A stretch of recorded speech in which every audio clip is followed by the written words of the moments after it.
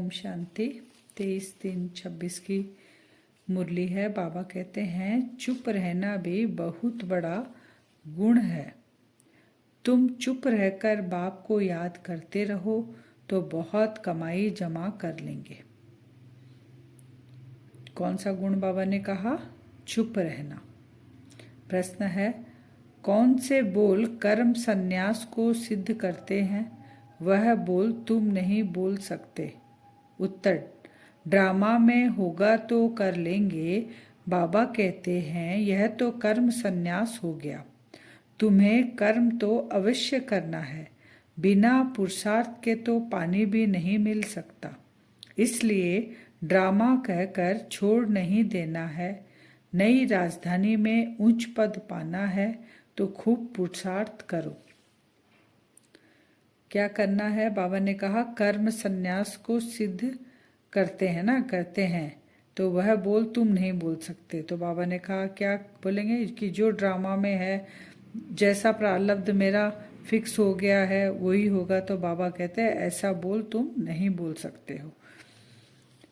बाप तो हिंदी में ही समझाते हैं, कहते हैं बाप को और वर्षे को याद करो। लेकिन शास्त्र आदि में क्या लिखा हुआ है? व्यास ने क्या लिखा है? संस्कृत में लिखा है, लेकिन बाबा हमें हिंदी में समझाते हैं। तो बाबा कहते हैं लौकिक बाप ऐसे नहीं कहेंगे कि हे बच्चों मुझ अपने बाप को याद करो। लौकिक बाप कैसे कहेंगे? क्योंकि वो देहधारी है। और ये बाप हमें कहता है क्योंकि ये बाबा रूहानी है, सबका बाप है ये, इसीलिए कहते हैं मुझे याद करो। बच्चे जानते हैं रूहानी बाप हम रूहों से बात करते हैं।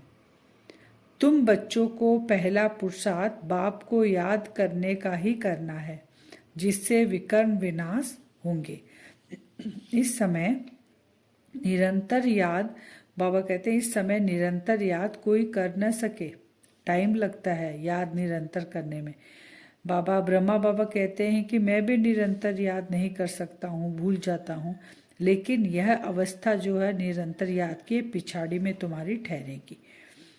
फिर बाबा कहते हैं देवी देवता धर्म वाले जो है उनको ज्ञान से मैं आकर उठाता हूँ। मेहनत तो लगती है क्योंकि बाबा आकर, ये पढ़ाई है हमारी, पढ़ाई एक दिन में तो कंप्लीट होती नहीं है। रोज बाबा आके हमें पढ़ाते हैं तुम आत्मा हो, तुम देवकुल की आत्मा हो, तुमको देवीय गुण धारण करने। तो बाबा कहते हैं इसमें मेहनत है, मैं आकर उठाता हूँ। गीता भागवत शास्त्रों में यह नहीं है कि बाप संगम पर राजधानी स्थापन करते हैं। किसी को पता ही नहीं है कि बाबा आके कब करते हैं। बाकी धर्म स्थापन करते उनको बाबा कहते कोई मेहनत नहीं है, क्योंकि वो धर्म स्थापन किए और उनके पिछाड़ी बाकी आते जाते हैं। तुम अब पढ़ रहे हो भविष्य 21 जन्मों के लिए। साधु संत आदि जो पढ़ाते हैं वह भी भविष्य के लिए ही पढ़ते हैं और पढ़ाते भी हैं। क्या पढ़ते हैं? वो पढ़ाते हैं कि हमें मुक्ति धाम में जाएंगे, मोक्ष मिल जाएगा, मुक्ति मिल जाएगी, हम परमात्मा में जाके लीन हो जाएंगे। ये सब बाबा कहते हैं वो भी भविष्य के लिए ही करते हैं। कौन? साधु सन्यासी। और हमारी पढ़ाई भी क्या है? भविष्य के लिए है, 21 जन्म के लिए प्रारब्ध पाने के लिए अभी हम पुरुषार्थ करते हैं। फिर बाबा कहते हैं कि बाप ही है आकर सबको, सर्व को सद्गति देने वाला एक बाप ही है। फिर बाबा कहते हैं झूठ खंड और सचखंड भारत में ही है। तो शिव जयंती मनाते हैं। यह नहीं पता कि शिव ने आकर सचखंड बनाया है। वह समझते हैं, वो क्या समझते हैं कि शिव आकर सचखंड बनाते हैं, नहीं पता। वह समझते हैं कि वह आता ही नहीं।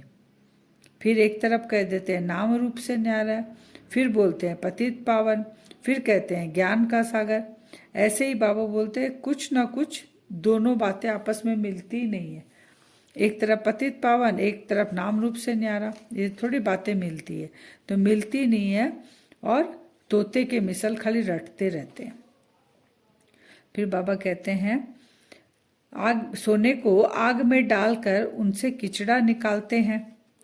फिर सोने में खाद डालने के लिए भी आग में डालते हैं। दोनों काम करने के लिए सोने को आग में डालते हैं। तो बाप कहते हैं वह है कामचिता, यह है ज्ञानचिता। हम जब ऊपर चढ़ते हैं सीढ़ी तो ज्ञानचिता पर चढ़ते हैं, जब नीचे उतरते हैं सीढ़ी तो कामचिता पर चढ़ते हैं। जो बाबा सोने का एग्जाम्पल देते हैं। इस योग अग्नि से खाद निकलेगी और तुम श्री कृष्णपुरी में जाने के लायक बनेंगे। श्री कृष्ण स्वर्ग का मालिक था, बाप ने श्री कृष्ण को यह पद दिया। राधे कृष्ण ही लक्ष्मी नारायण बनते हैं, बाबा ने क्लियर किया। गीता का भगवान, बाबा कहते हैं कौन हो सकता है गीता का भगवान? शिव निराकार के बिना और कोई नहीं हो सकता है। बाबा कहते हैं ब्रह्मा विष्णु शंकर को भी नहीं कह सकते गीता का भगवान, क्योंकि सूक्ष्म शरीर है उनका, उनको भी नहीं कह सकते। श्री कृष्ण को कैसे कह सकते हैं? श्री कृष्ण तो फिर शरीरधारी है। फिर बाबा ने कहा मनुष्यों से 3 चीजें बहुत बड़ी भूल हो गई। तो पहली चीज बाबा ने कहा, क्या भूल किया उन्होंने? सबसे पहले गीता का भगवान कृष्ण को कहकर भूल हुई। फिर कल्प की आयु को 5000 साल है, लेकिन वो लाखों वर्ष ले गए। तीसरा, ईश्वर को सर्वव्यापी कहा। ये 3 चीजों के कारण आज भारत की, पूरी दुनिया की ये दुर्दशा हो गई। हम दुर्गति में आ गए। बाबा कहते हैं सचखंड से झूठ खंड में आ गए, 3 बातों से। बाबा फिर कहते हैं कि मैं प्रेरणा से नहीं कुछ कराता हूँ, मैं सम्मुख आकर तुमको पढ़ाता हूँ, क्योंकि तुम यहाँ पर स्थापना कर रहे हो, कलयुग को सतयुग में कर रहे हो, झूठ को सच में कर रहे हो। तो मैं पतित पावन आकर सम्मुख बैठकर तुम्हें पढ़ाता हूँ, प्रेरणा नहीं देता हूँ। बाबा कहते हैं कि प्रेरणा से बॉम्ब्स बनवाते हैं। तो बाबा कहते हैं मैं नहीं बनवाता हूँ, ये ड्रामा में नूद है। इस यज्ञ से विनाश ज्वाला निकलती है और वो अपने आप बॉम्ब्स बनाते हैं। 84 जन्मों का चक्र लगाकर तुम आकर ब्रह्मावंशी बने हो। अभी ब्रह्मावंशी बने, फिर 84 जन्म लेंगे हम, सतयुग त्रेता द्वापर कलयुग, फिर हम आके ब्रह्मावंशी बनेंगे। ये चक्र फिरता रहता है। लक्ष्मी नारायण सो फिर आकर ब्रह्मा सरस्वती बनते हैं, चक्र फिरा। अभी संगम पर ब्रह्मा सरस्वती, फिर लक्ष्मी नारायण, इन द्वारा एडप्ट करते हैं। बाबा किसके द्वारा एडप्ट करते हैं? ब्रह्मा बाबा के द्वारा बाबा सबको एडप्ट करते हैं। इसको बड़ी मम्मा कहते हैं। ब्रह्मा बाबा को बड़ी मम्मा कहते हैं और सरस्वती को छोटी मम्मा कहते हैं। सरस्वती को सितारा दिया गया है, सबसे बड़ा सितारा। ये क्यों देते हैं? क्योंकि सरस्वती ही ज्ञान मुरली अच्छी चलाती है और उसकी महिमा बहुत अच्छी है, इसलिए। फिर बाबा क्लियर करते हैं कि पूज्य सो पुजारी कौन बनते हैं और हम सो का अर्थ क्या है। जो हम देवी देवता सतयुग में पूज्य थे, वही सीढ़ी नीचे उतरते उतरते 84 जन्म के बाद हम पुजारी बन गए। पुजारी बनने के बाद बाबा कहते हैं हम सो हम, माने हम ही थे देवी देवता, हम ही आकर आज नीचे गिर गए हैं। 84 जन्मों की सीढ़ी का राज है ये। शिव बाबा तो सदैव पूज्य है। बाबा कहते हैं बाबा तो इस चक्र में आता ही नहीं है, इसलिए शिव बाबा सदा पूज्य। बाबा का अपना शरीर है ही नहीं। कल्प कल्प जिन्होंने जो पद पाया है उस अनुसार पुरुषार्थ चलता रहता है। ऐसे नहीं, ड्रामा में जो पुरुषार्थ किया होगा सो होगा। पुरुषार्थ करना होता है, फिर कहा जाता है कल पहले भी ऐसे पुरुषार्थ किया था। ये बहुत लोग क्वेश्चन करते हैं कि हम क्यों पुरुषार्थ करें। तो बाबा कहते हैं प्रारब्ध में तुम्हारा ऊंच पद है तो पुरुषार्थ भी तुम्हारा नूद है। तुम पुरुषार्थ करोगे तभी प्रारब्ध तुमको मिलेगी। पुरुषार्थ बगैर प्रारब्ध मिल न सके। फिर बाबा बताते हैं शरणागति किसकी गाई हुई है। हम गाते हैं ना शरणागति, तो बाबा कहते हैं कोई भी गुरु गोसाई साधु संत तुमको शरणागति नहीं दे सकते। शरण एक परमपिता परमात्मा की ही ली जाती है। बाबा कहते हैं गुरु आदि की शरण नहीं ली जाती। तुम रावण से बहुत तंग हो जाते हो, इसलिए निराकार राम आता है और हमें रावण से छुड़ाता है और हमको शरण में लेता है। फिर बाबा कहते हैं घर गृहस्थ में रहते हुए बाबा को याद करो और सबकी याद को तुमको छोड़ना है।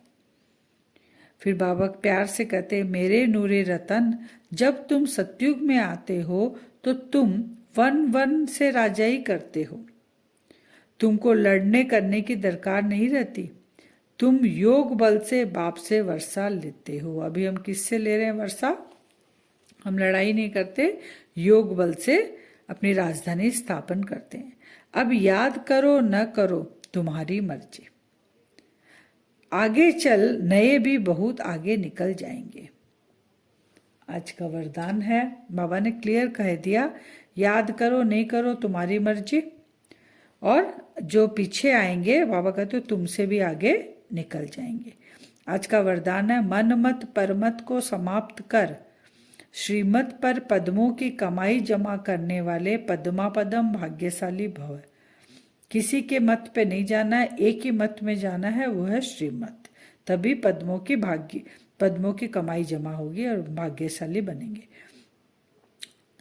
फिर स्लोगन है, मन में सर्व के कल्याण की भावना बनी रहे। मन में किसके कल्याण की भावना? ये मेरा है, ये मेरा है नहीं, सर्व मेरे हैं, तो सर्व के प्रति कल्याण की भावना बनी रहे। यही विश्व कल्याणकारी आत्मा का कर्तव्य है। अव्यक्त सारे निश्चय के फाउंडेशन को मजबूत कर सदा निर्भय और निश्चिंत रहो।